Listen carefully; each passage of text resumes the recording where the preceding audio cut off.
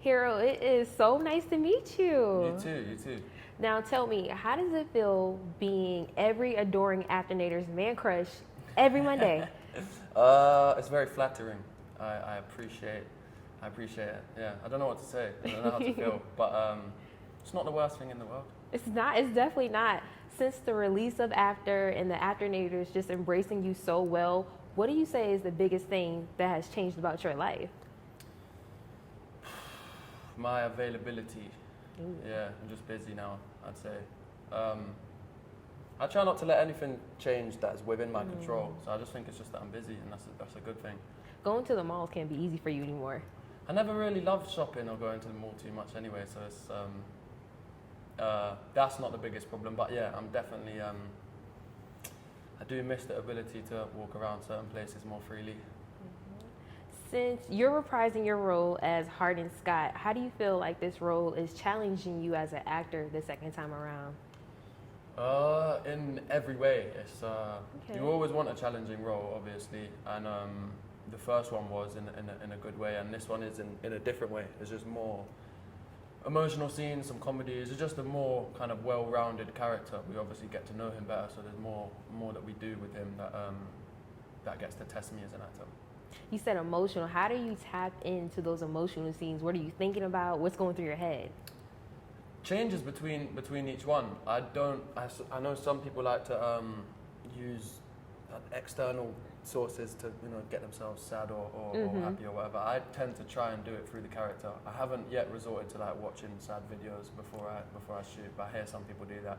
For me, it's all just like put yourself in the character's shoes, and they'll be, if it makes sense for them to be sad, once you're in their shoes, you will be, kind of thing. So speaking of putting yourself in your character's shoes, Tessa and Hardin have a really roller coaster ride of a relationship. So what can you take from their relationship and apply it to your life?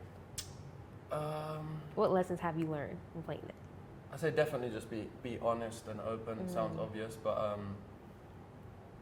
if you know there's something that someone you know in your life should know, and say it, and don't wait till it's too late. Yeah, I think honesty is a good lesson to learn from their story. So true. So in the first film, you mentioned the lake scene was one of your favorites, or most interesting because of the snake scenario. Yeah. After reading the script, what scene were you just dying to shoot this time around?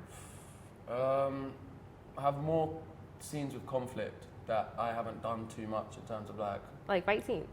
I wouldn't even say fight scenes, but like that kind of thing where you have a stunt coordinator, and that stuff for me is always cool to learn because it's just different. You don't do too much of it. There are a lot of scenes I was excited for this time around, but I don't want to give anything away. But yeah, can you tell us where it's being shot at least? Where what's being shot? One of your favorite scenes. Where is it being shot? What am I yet to do? We shot one of my favorite scenes yesterday in the hotel room.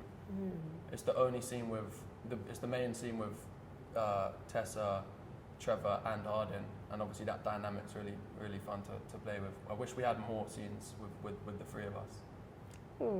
Okay, so now you're on set for about 14 hours a day. So when you leave set, how do you unwind? I don't think you need to unwind. You just fall asleep quite quickly after long days. Yeah, I don't do anything after we finish. On a long day, when you work 14 hours, I just go home and I'm straight to bed, to be honest. And then I prefer to wake up earlier in the morning and do more. But when you have enough time, go get some food somewhere, or to be honest, we do just end up chilling, the cast and crew or whatever, and then anytime we try and talk about something unrelated to the film, it just somehow goes back to talking about the film. So we're never really off work. When you're shooting, it's all you really think about. So it's cool. It sounds like horrible, but you're just in it, and then when you wrap, that's when you can unwind. Now, this is your second time shooting in Georgia, maybe even your third. Are there any places you like to frequent? When I'm in Georgia, I haven't been around too much. Last year, we're just so busy when we're here. We don't have much time. But Malcolm from Crafty always sorts us out with something to do. We did like an escape room one weekend last time, and he took me out a couple weeks ago. So yeah, there's little things to do, but I haven't figured out where my spots are yet. Okay, thank you. Thank you so much. 10 minutes? It just has to get approved. We don't care. Yeah, it's approved. 10 minutes. Okay. So we'll just Okay. Wait. Okay. Ready? Okay. Good to go? Hi, Josephine. Hi. And I'm so happy to meet you. Congratulations on your Teen Choice Award Thank you. for Best Actress in a Drama. Yeah. How did that feel? It was very, very flat. Can they hear them or can we still talk? Oh shit, sorry. Can I just keep going? Do it again? Okay. Okay. I'm gonna start over. Hi, Josephine. It is so good to meet you. Congratulations on your Teen Choice Awards for Best Actress in a Drama. How did that feel? It was very, very flattering because it was basically all because of the fans, because it's, it's dependent on how many votes you get from fans and everything. And yeah, I just wish we were able to go to the ceremony because we were filming. But it was great. Speaking of filming, I watched you film all day today. Yeah. And one thing I've noticed is the evolution of your character and her style. So please tell us about that. Well, between now and the last film, Tessa's character evolves, and we wanted that to reflect in her style as well as her hair and her makeup. So she's wearing a lot more makeup this film, a lot more. I think she's just grown more into her sexuality as a woman, and so her clothing is reflecting that, and also she's choosing some more mature items and Hello. Yeah, so she's a lot yeah. sexier. Yeah. How do you feel the role of Tessa is challenging you as an actress the second time around?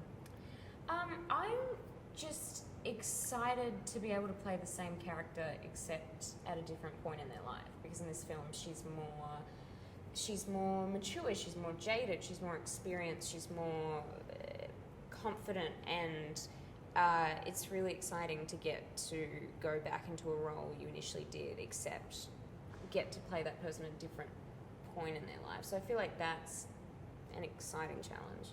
So with that being said, what were some of your favorite scenes to film? Well, we're only week 3, so we haven't done everything yet, but we've had some really fun fight scenes so far. I got to pelt Hero with bread rolls in a hallway, which was a lot of fun.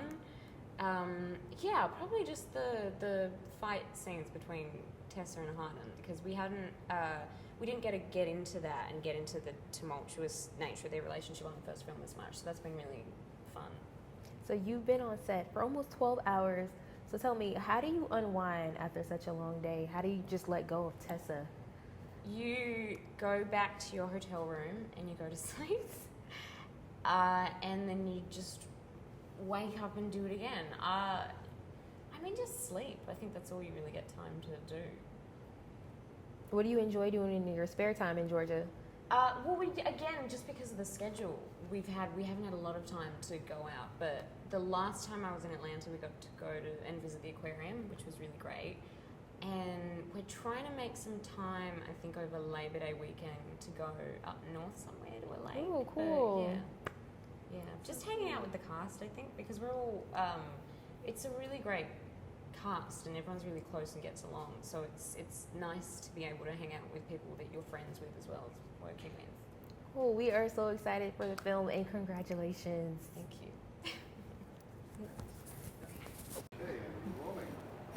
Anna, it is so good to meet you. Thank you. I was watching you on set, and you look like such a pro.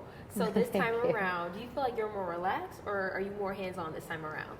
I'm more hands-on, but I'm more relaxed. That doesn't make any sense. But I don't feel, last time it was a little more stressful just because there were so many cooks in the kitchen and a lot of people that didn't necessarily know their way around a set, myself included especially.